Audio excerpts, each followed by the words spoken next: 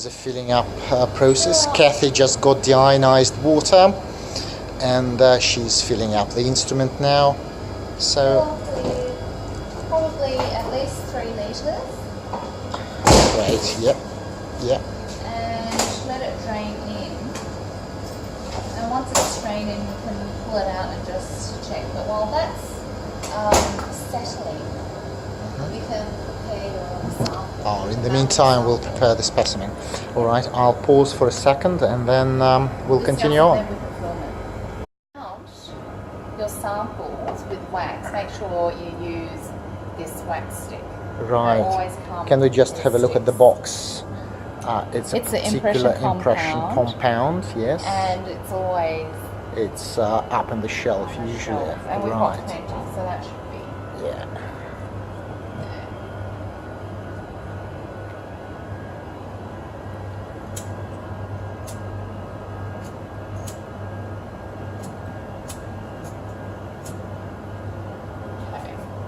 So all we need to do is start to melt the wax.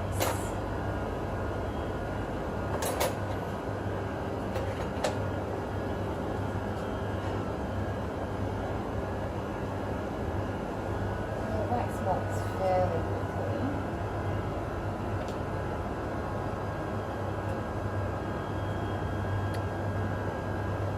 Did you already put some wax in it? There's usually some wax in there. All right. Is the correct wax, do you reckon? Yes, in there should have the right wax. It looks like the right wax anyway. It's usually quite dull. And if you need to fill it up, just break off small sections.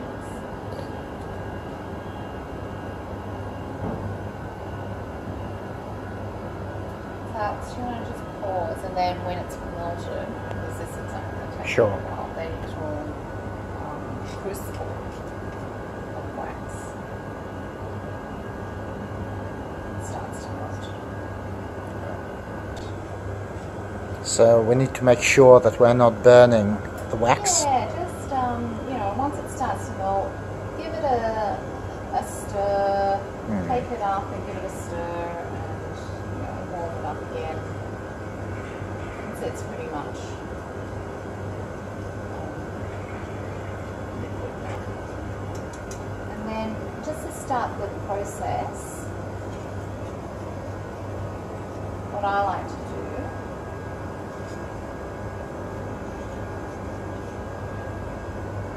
is I like to take a ladleful and place it on the stub, and then with this I start to mount the tooth. So that's just initially to hold it in place. Right. And don't forget it's oriented so that you get the correct cuts. That's right. And once that's initially set, it's fairly easy. You want to make sure it's held very, very well. So don't worry about using, too much wax. We certainly don't want to detach it. Yes, and this wax is fairly, it's pretty strong. So, give it a good base.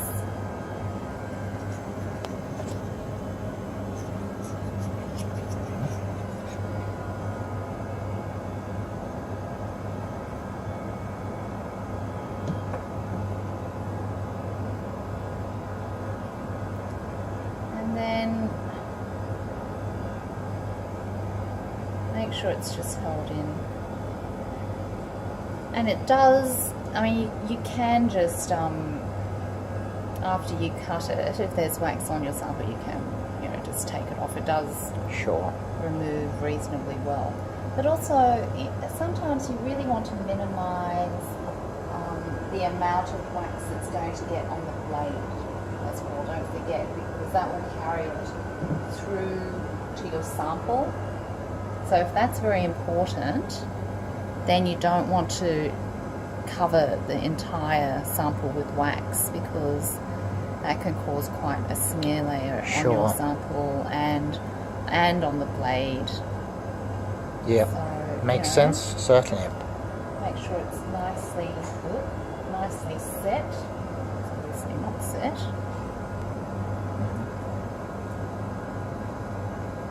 Position it, and you can always go back and warm up your... How long does it take for the wax to set usually?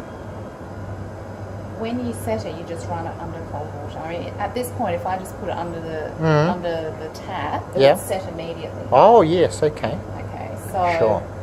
when you've done that and when you've got enough wax on it, so after, I'll show you afterwards, but once we were done with the sample, we clean off all the wax from the stub so that you'll be ready to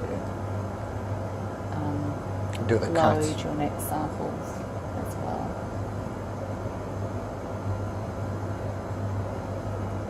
What I do like to do sometimes is, just warm up your blade and make sure underneath is secure. That's a good trick. Up and, just... So it will be thick layer of wax all around the sample. Yes. So I'd say that that's pretty well set. Right. And then at the end, you just don't want wax everywhere. And usually if I'm doing it, I make sure that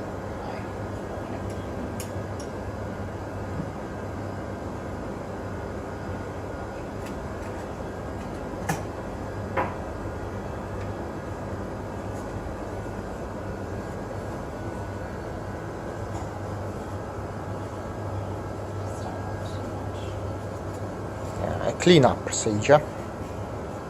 Well, this should be clean, but clearly, nobody's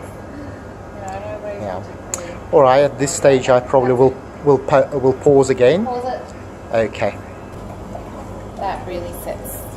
So we're setting wax now under cold tap water. Just run it under water. Make sure it's cold. And that's ready to be mounted.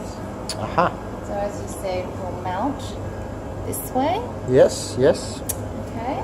We'll just take this chuck and mount the specimen. And all the Allen keys. And just using an Allen key, we secure the specimen in the chuck. We do. So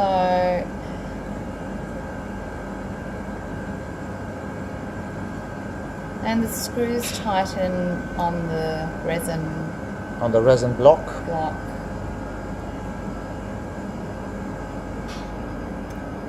Sure it's tightly held. Okay. Now, excuse me. What we can do at this point, just check the level of the water. Yep. Alright, do you want to have a look this way, Alex, so you can Yes, actually sure. see? It's like about 1 centimetre from the top, which is Centimetre from the top. well, yeah, you can see. Yeah, it's okay. So it looks nice. It All looks right. filled. Yeah. Put it back in. Sometimes the lid falls, so it's nice just to pop it open. Sure. Okay. Now, Alex, we didn't decide prior, but we'll probably use On the blade. Yeah. High speed, small blade. a small blade Yeah. for enamel. It says enamel 4000 RPM. We take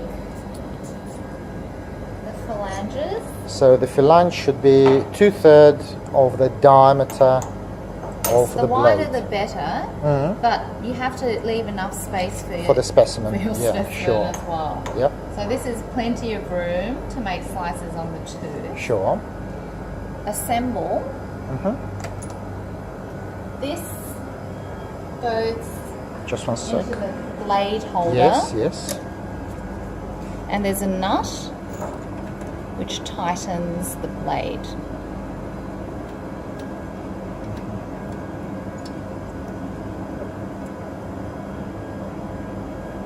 Now to tighten completely, well, as completely as you can. Yes. Use your Allen key. Right. We just yeah, sure. Allen key So there is. We is just one place way, it in the holder. Yes, and we tighten the other way. And you don't have to over tighten. Just do it until it's fairly secure. Okay. Yeah. Alright. So everything goes Back in the drawer. Okay. Specimen's tight. And then we get a screw to mount it. And that screw's a bit too big. So they come in different lengths. Yeah. And you can either mount it at this hole or back, but for us we'll need to take it here.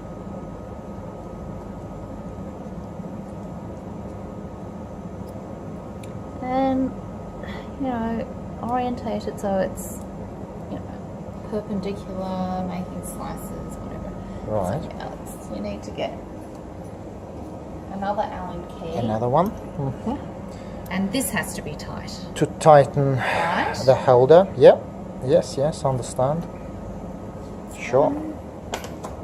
Okay. The other, the next thing is make sure you put a holder in. We've got various... Specimen collector. Yes, we've got various collectors, Yep. different heights. Try to make sure that the blade won't slice into your capture. Right, yep. Okay, so that's why I've got cutouts in some of these, so that for the larger blades it can actually They will pass slice through it, yes. Okay, so, just double check. Yep. Okay, and you turn it on. Excellent.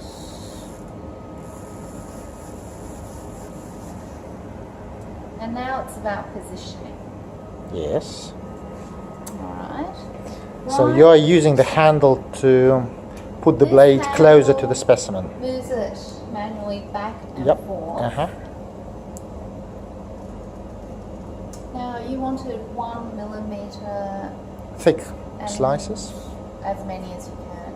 Yes, as many as we can possibly get. Okay.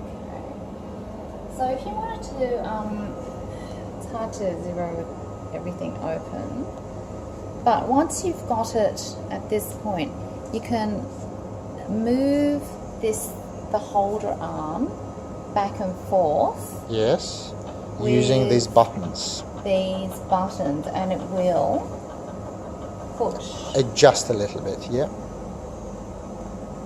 Watch this come out. Did you see that move out? If you hold it down, it will just go. If you press it, it just goes in increments of, almost 0.02 millimeters. Right. It's, super fine. Right, okay. So this is the water arm, so you can actually move that out, in or out of the way, just to make viewing it easier. So Alex, my eyes are not what they used to be, but that looks okay. Yes. Are you happy to start there? Yes, just one sec. You have a look. I'm very happy to start there. Yes. All right. So it's a good position. I've gotten all my equipment out. Here I have a small measuring ruler. You just want to make what I like to do. Make sure that you can see that there's enough room, because as this cuts, the blade, this arm will start to move your sample. Ah, of course. So you have to make sure that, because sometimes with teeth or whatever you're cutting, it's not even, but make sure that there's enough room that when it moves, starts to move, not it doesn't going bump to into cut into anything else. So, that looks fine. Yes, and this is a zero position, isn't it? You zero the position here. Okay, so there's that. So I can say 0. Yep. And it will zero the percentage, Zero. but we'll program it. Okay. And you want 1 millimeter cuts, and we know that it's less than a centimeter, so perhaps we make 8. We'll just try for, well, it doesn't even look like you might make 5? 8. Maybe, yeah, 6. Let's just try 6, because the other thing is you don't want it to cut into your holder. Oh, of course not. All right. So when you set 6 or 7, you know, that's only going to be about 8 millimeters, and you'll have plenty of room for it to stop. Yes, I understand. So when you cut, it always factors in the width of the blade. So it's not going to be. So if you do 5 1 millimeter cuts, it won't move exactly 5 millimeters. That's it right. might move a little bit more. 6.5 millimeters. Yes, I understand that. Okay, so you know, make sure that when you're setting it, it's not going to move into your holder or cut the arms or anything like that. It seems that the wax will finally get onto the blade, isn't it? When it starts. No, because some might. Yes. But we also, the other reason we stop.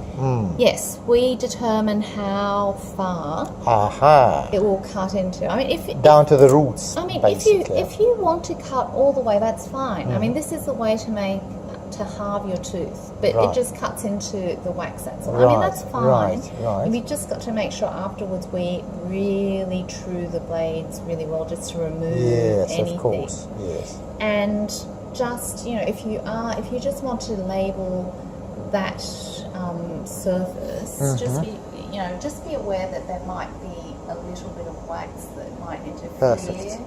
Or, I understand. Yes. But if you're polishing and everything, then that you'll be removing that. Sure, Kathy. Yeah, that makes sense. Yes. So, you know, measure the distance along. Make sure you're not going to move beyond. And this is handy because it gives me an idea of how deep I want to cut. Measure it from the end of the blade. Sure. So we measure from the end of the blade, and in this case it's what? What does it mean? 7 millimeters? I would say, 7, 8. I mean, the first few cuts you probably get slices of teeth falling down because it's bulbed. And that's fine, it will catch. Sure. So you've got to decide what you're happy with. Maybe, I mean, really, I think you could even do 8 millimeters. Okay. Or so we'll program for 8? Yes, okay. All right. Now, let me think about this. Alex, do you want to just pause for a second? I will pause then. Oh, yes. Okay, good. I have not used this for over a year. You look very confident anyway. To program, we're now going to program this machine, and we just discovered that the water pump is not really working very well, so we can't really show you the procedure of cutting. But at least we complete this little refresher course with a proper programming of the machine. So Kathy is going to show some buttons. So I understand the button on the top left. The button on the top left is to scroll. To scroll through the menu. Through the menu, and that's easy. It's always the blade speed. So set that according to the blade. And the buttons up and down on the right, so they will be able to change the RPM, for example. Whatever is selected, they're changing. Up and down, the feed rate. And then feed rate. Feed rate is very important because I understand that it is what we see, the numbers. The machine will show a little bit different numbers. Isn't it? The machine is a little bit slower at the moment. It's not absolutely accurate. So you're right. It is a little bit slower, but when you're cutting, it's worthwhile timing it just to figure out the exact speed rate. Can I just pause for a second? All right, so we just continue on, and so the feed rate dictates how fast the arm moves and feeds your sample to the saw. Right. The cutting length is how deep you want the saw to cut into your sample. From the edge of the blade. From the edge of the blade. The sample thickness is how wide Right. you want your sample, and Sure. that's why the blade thickness is important, because the machine takes into account the thickness of the blade. Right, okay. And the specimen quantity is how many cuts, essentially. So that's Sure. the number of cuts Yes, that okay. the machine will make. Right. And the blade thickness, just alternate that according to whatever the blade is. Mm-hmm. And they're all written on the site, so it's either Sure. point. These tend to be set For the... thicknesses, because all the manufacturers will follow that. I see. Right, and... That's it. And then at this point, what you really want to do before you start cutting is you want to test the pump. Unfortunately, it's broken. It's not working. But when you press the pump on, you should see the water, streaming, the cooling water, and it will shoot right to cool the blade, which cools your specimen. I see, right. So you have to make sure that the pump is working. Sure, of course. That's the first thing, and that's why we can't start it now. And then check the blade motor, which controls the rotation of your blade. Yes, Beautiful. yes. Okay.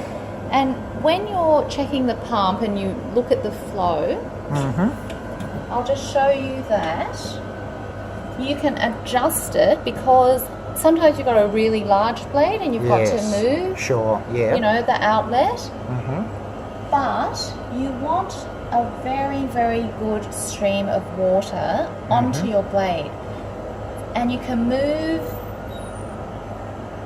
the water. Yes. With this sideways control, just check to see where the water outlet is and that it's right over the blade. Oh, right. I can actually feel it, and the blade's right underneath. Sure. And again, you can actually rotate it around, and this tends to be quite good. It hits the edge of the blade, the centering blade. Right, yes. And it will carry the water down, cool your sample. And you'll find that with this water jet, there's two streams of water, right, and it shoots across.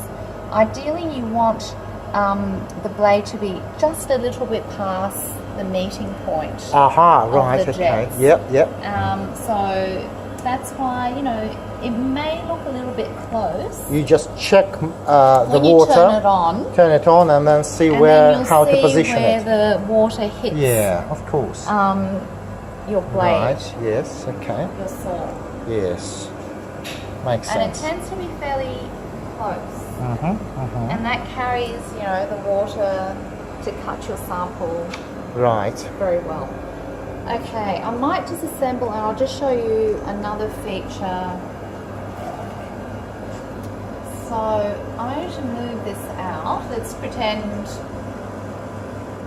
everything works. Yes. But anyway, whether it works or not, sometimes depending on the sample, the actual arm control, which is this section here, Yes. that controls how far your sample can extend and retract. Yes. Don't forget, as it extends, your sample will be pushed this way to be sliced. Sometimes when you put a different holder on, it doesn't quite reach, or it's too short. So if you fully extended this arm, it only moves about 2 centimeters. Alright? And once it moves far enough, it will catch you, you'll hear it, and its arm's fully extended, it doesn't move anymore. Can I pause for a sec? So we just remove the sample to have a look at how the holder is moving. So it's only moving 2 centimeters, and then I guess we can move it manually somehow. Oh yes.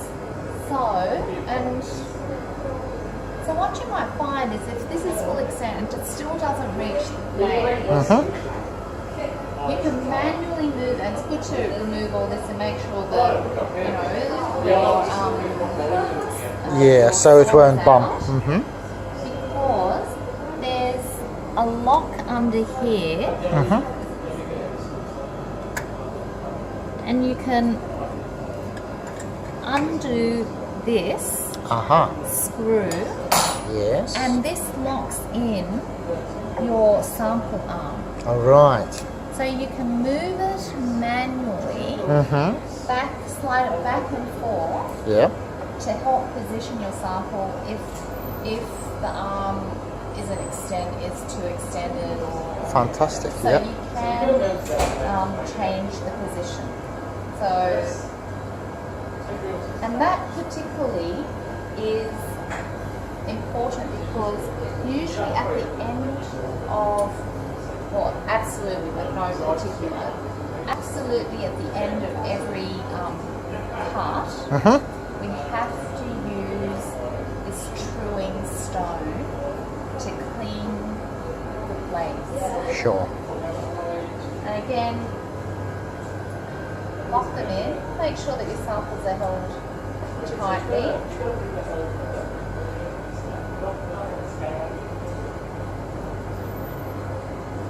And here again, it's just a simple matter of holding your sample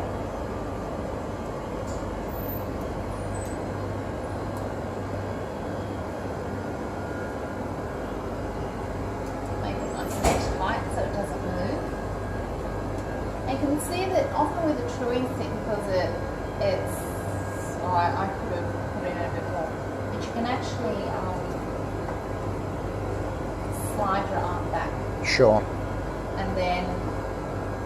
and that will help you position your cutting. And at the end of every cut, when you finish, I mean, you might be 2 teeth, 3 teeth, but when you finish cutting, always true your blade. And I would cut, make sure that it's deep enough so it covers the entire diamond surface. Sure. So it might be about 7 or 8 millimeters by the time it cuts. And cut it about at least maybe 4 or 5 times. And then your blade should be clean for your next, cutting. Thank you, Kathy. That's great. And that's about, and after, well, I'll just show you how to empty everything out when we're ready. Yes. Then you can unfilm that. Yes. Actually.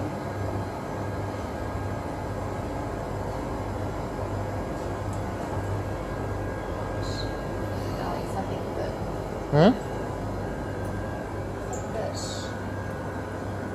that's fine because this is just quick. Yeah. Everything with deionized water. All of your equipment, all of your blades. Afterwards, rinse everything with deionized water. Sure. So that you know that everything will be spotless and clean. Yeah. Put it back where it belongs. Boys are really good at this, aren't they? Sorry. Don't be vicious, Mara. Well, let's just say You're a star. You might want to keep this in your water. You keep this whole unit Yes. ready for when you're ready to cut. I guess that's so. up to you. So because wax repels water anyway, do you think I can put it in deionized water? Oh yeah, I think so. Yeah. But just make sure that you either a little bit of azide or a little bit of sodium azide or something in there just to retard anything wrong.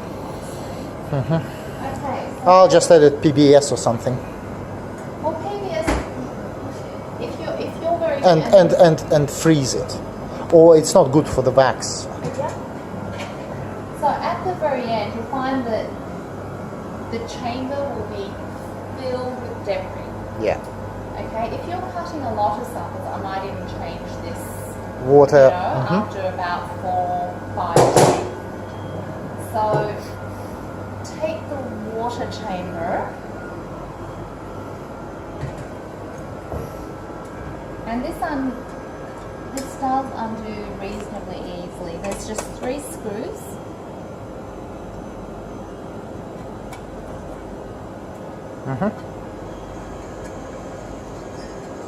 Hold on by the Allen key.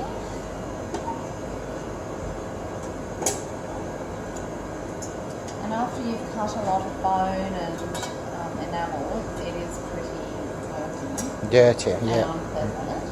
So take out, I don't know, Mary sometimes doesn't like it when I use this, so maybe use the other one if she's around. And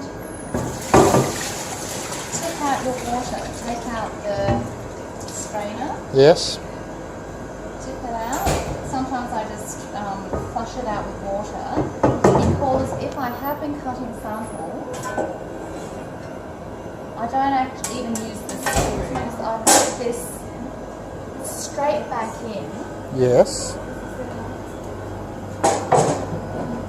and this is if I've been using samples. Get another 3 litres of water, Right. flush the whole system, Right. let that all drain, empty the water, do it once more. So I give it 2 whole flushes, and you know, I take the water all around because there'll be debris everywhere. Right. A little bit of Yes. bone powder. Sure, So sure. I just gently, wash Yeah, the yeah, whole yeah. machine. Makes sense, yes. Let it drain down, take it out, and tip the water Sure, out. yeah. So And then you put the rinse it screws twice back. Yes, rinse it twice with deionized water at least. Sure. When you've been cutting some. And when you're really done, Yeah. you can just put the screws back. This lid never moves, so you can probably just just finger tighten these Sure. screws.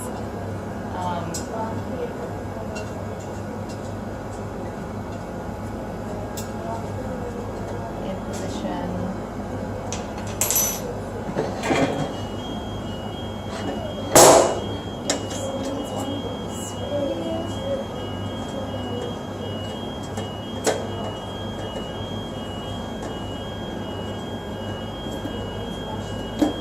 And after you've cut,